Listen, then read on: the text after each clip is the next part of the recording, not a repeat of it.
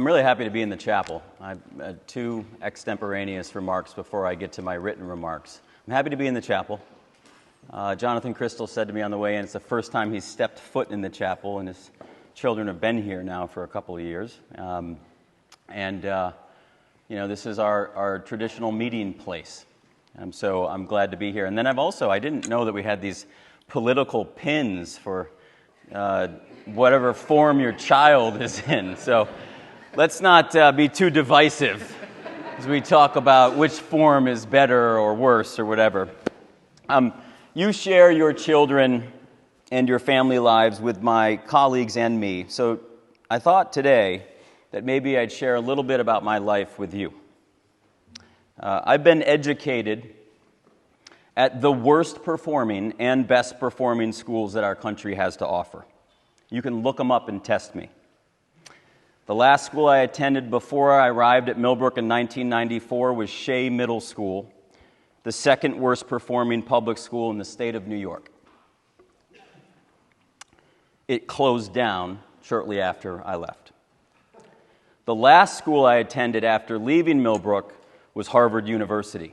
It's in Cambridge, Massachusetts. I suppose that the experiences between and betwixt those places are the currency I carry and the rationalization for my appointment as Millbrook's seventh head of school. And yet, most of what I want to offer you all today has very little to do with my formal education, here or elsewhere. Most of the thoughts I want to share with you today come from my mother. My mother is a straight-up badass. And I said it, and I won't take it back. She's a badass. She's tough. She's relentlessly optimistic. I have never seen her worry.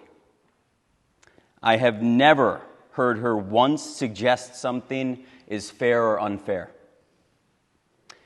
She's an unflappable mom who will say, okay, well, what are you going to do about it?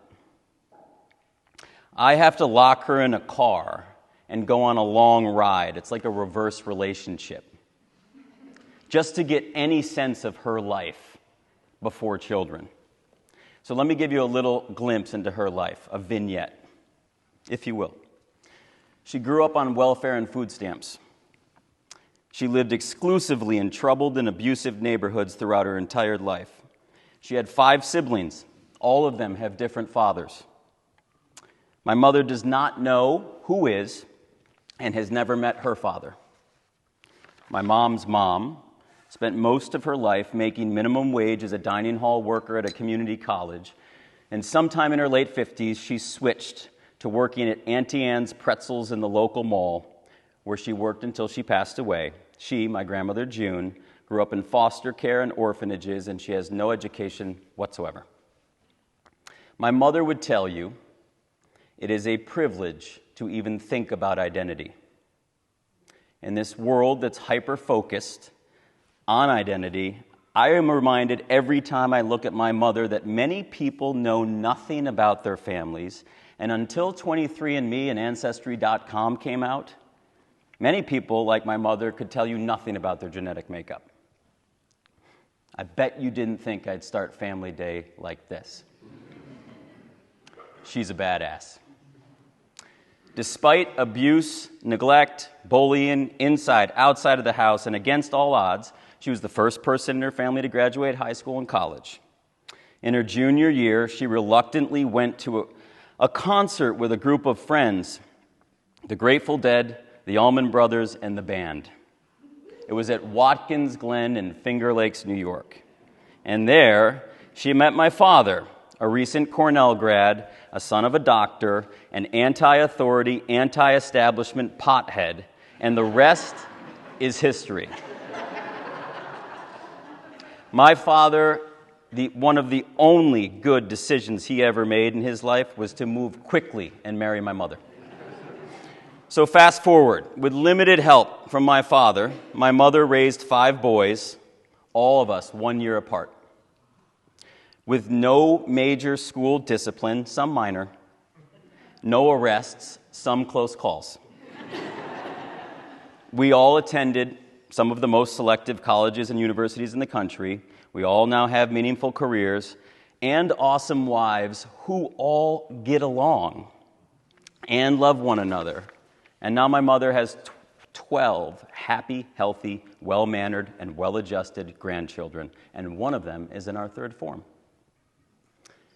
My mother raised our family with the ephemeral successes and failures of 5 different bar restaurants that went belly up. In 1998, she and my father endured a professional and personal bankruptcy right when we were all in or about to head to college, my senior year at Millbrook.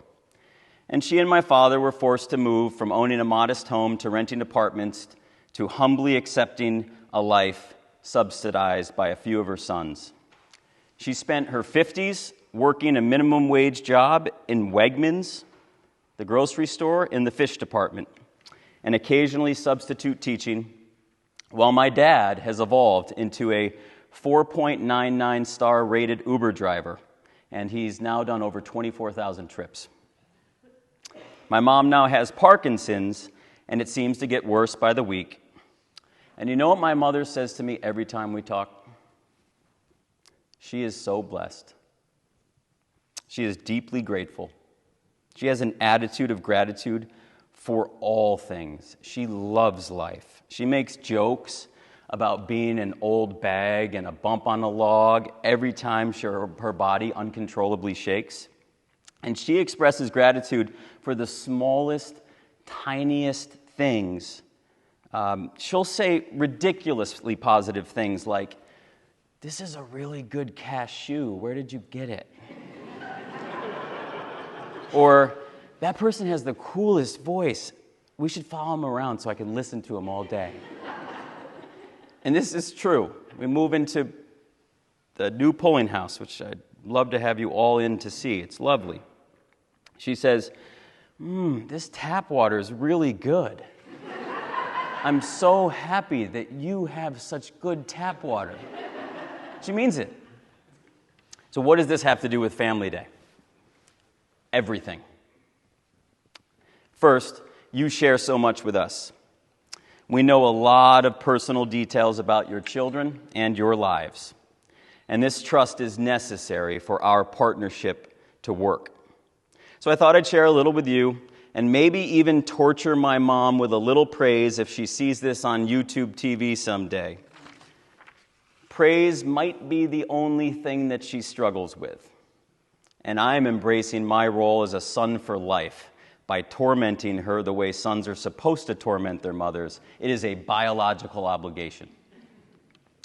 Second, I asked my senior leadership team to provide me with a few thoughts about what I should share with all of you today, the state of the school from their point of view. And almost everything they offered and contributed reminded me of my mother. Themes of resiliency and the deepening of character through setbacks and defeat, as well as the broadening of empathy and perspective through a willingness to understand another's point of view, especially when that point of view is opposing, maybe even from our own children, who can skillfully and sometimes combatively recycle our own words and use them against us. So Meg Grover, back there, Director of Admissions, she did not ask me to brag about our application numbers. She wanted me to just say thank you. Thank you for choosing Millbrook School. Thank you for sending your children here, for sharing a belief in our mission. And so on behalf of Meg, I'm saying thank you. And I also can't help but remind you to keep spreading the good word of Millbrook School.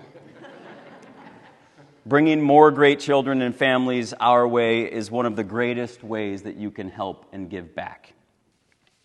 Jeff Smith, our CFO, COO, in-house counsel, did not ask me to talk with you about accounts receivable or staying current with your My Millbrook spending account. Jeff asked me to remind you that your children are always watching, that we've had some challenges this year where parents have modeled the best behavior. And there are times, especially when a child does not receive a grade she thinks she deserves, or playing time feels short on a team, or college acceptance doesn't go the way of a child, we can be better at modeling behavior, holding perspective, and carrying a long view. Prince Botchway, is Prince here? Prince is up there. Prince Botchway, our Director of Diversity, Equity, and Inclusion, did not ask me to shine a light on all the things that we do need to improve when we think about diversity, equity, inclusion, and belonging at Millbrook. He asked me to celebrate the confluence of 3 major world religions that we supported here this month, especially in the week when Ramadan, Passover, and Easter happened all at once. 13 students here of Islamic faith, 60-plus Jewish students, and higher numbers of a variety of different Christian-based faiths make us religiously diverse. And Prince highlighted that the similarities of these faiths are more glaring and powerful than the differences. He also added that we had 200-plus students and faculty elect to support our LGBTQ plus community on the annual Day of Silence. Jasper Turner, our Dean of Faculty, did not ask me to tell you to take it easy on our faculty today, but I will. He wanted me to remind you that we'll remain committed to joy, order, and endurance, and that our faculty is most interested in their professional growth so that they can better serve your children, and that broadening perspective while balancing rigor and compassion in the classroom is the balancing act that we're working on. Dr. T, our director of the zoo, didn't say anything about animals.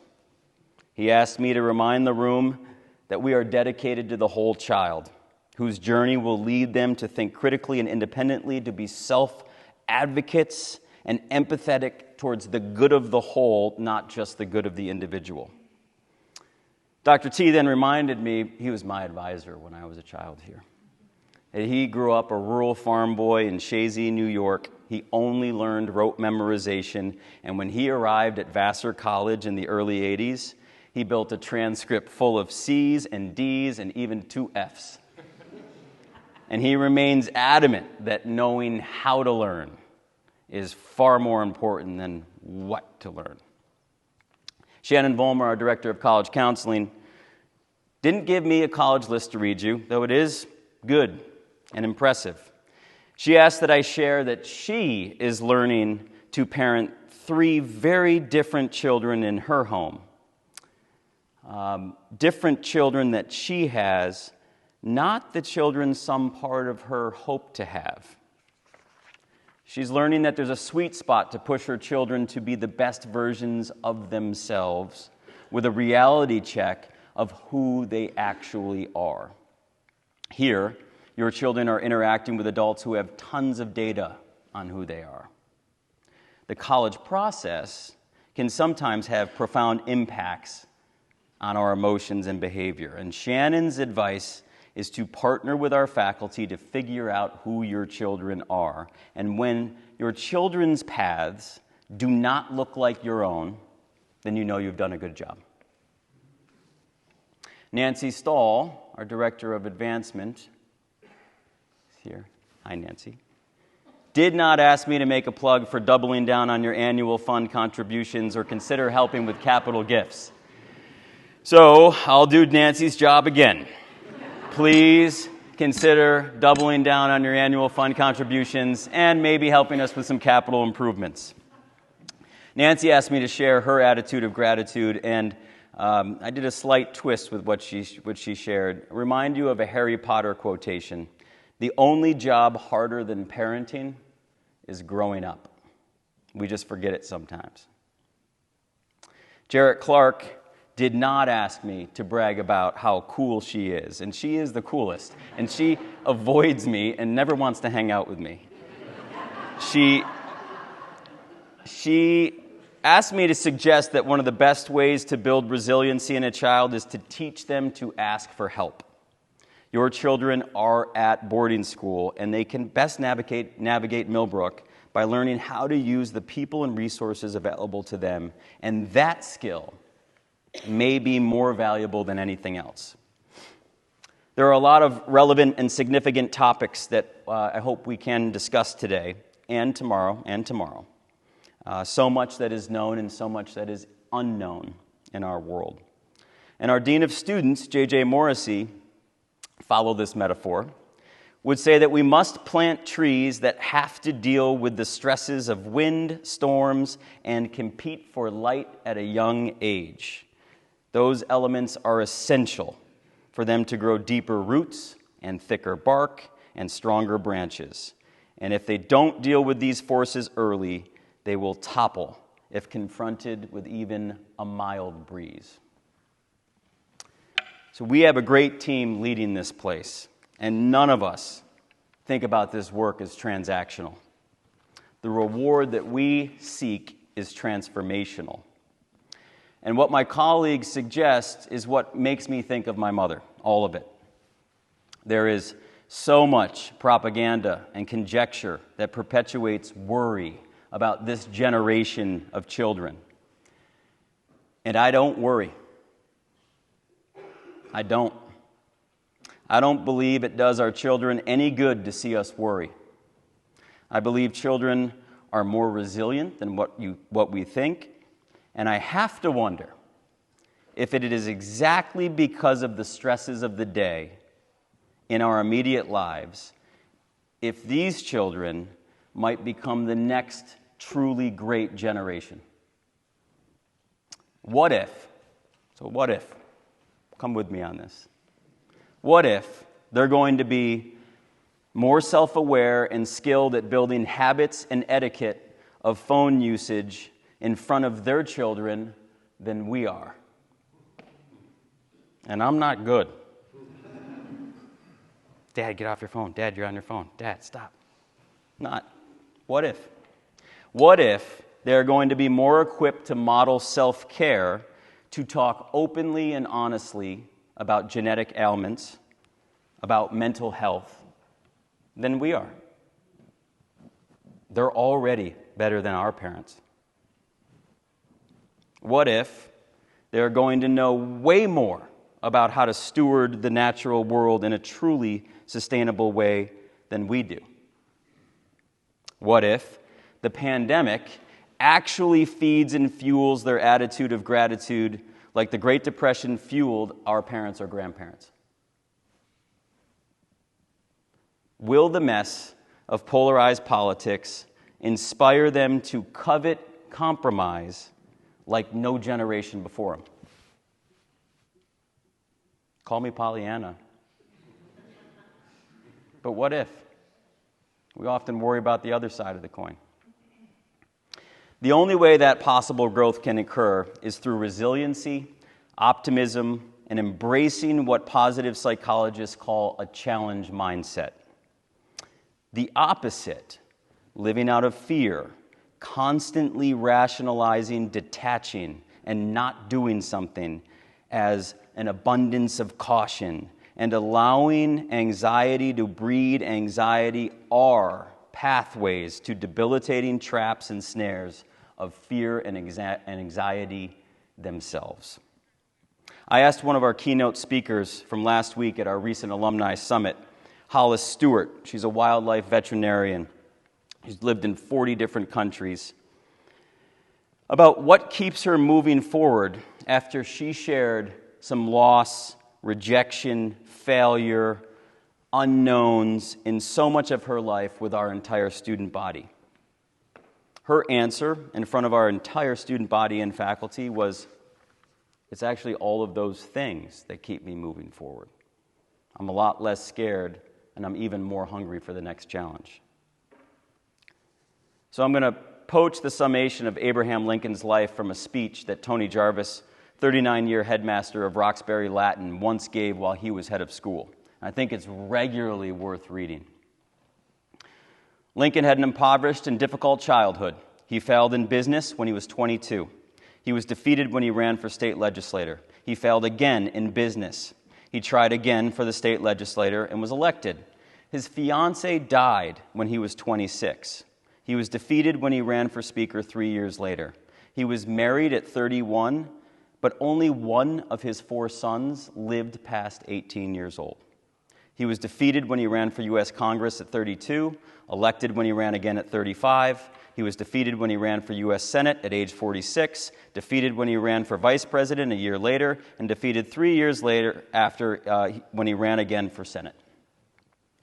Without the experience of loss and setback and defeat, without the experience of personal and political suffering, we have to wonder if Lincoln would have had the backbone and wherewithal to save the United States as one union and leave a legacy of one of the most universally respected figures in the history of our country.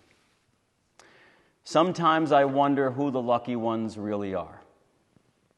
The ones who get all the playing time, earn perfect grades, get recognized with awards, land the soulmate or the dream job on the first try, or the ones who don't, the ones who struggle, the ones who have to endure the challenge of loss and defeat and potentially being overlooked. Both work, success and failure, and so much depends upon the perspective we keep, how we handle that which is out of our control, and play the best hands with the cards that we've been dealt. All of it, the trials and tribulations of life, of course, happened right here. High school inevitably presents all of the opportunities to experience joy and sorrow, friends gained and friends lost, communities and loneliness, growth and setback.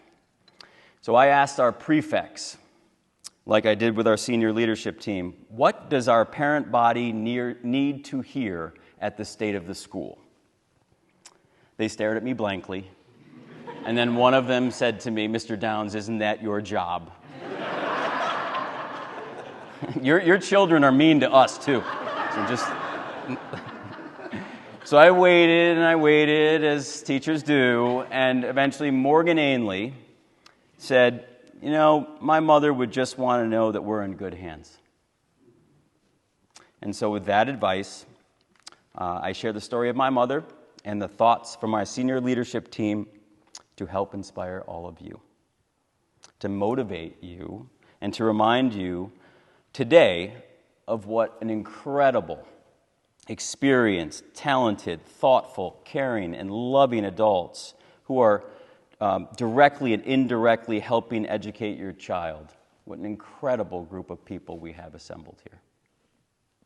So Fred Calder, the former executive director of the New York State Association of Independent Schools, wrote, "It's no secret that motivation in children grows in an atmosphere of intimacy with committed adults who believe in their mission and numbers small enough so that every child is understood and recognized as a worthy human being." That's exactly what we have here. The state of the school is excellent. I don't think it's ever been better.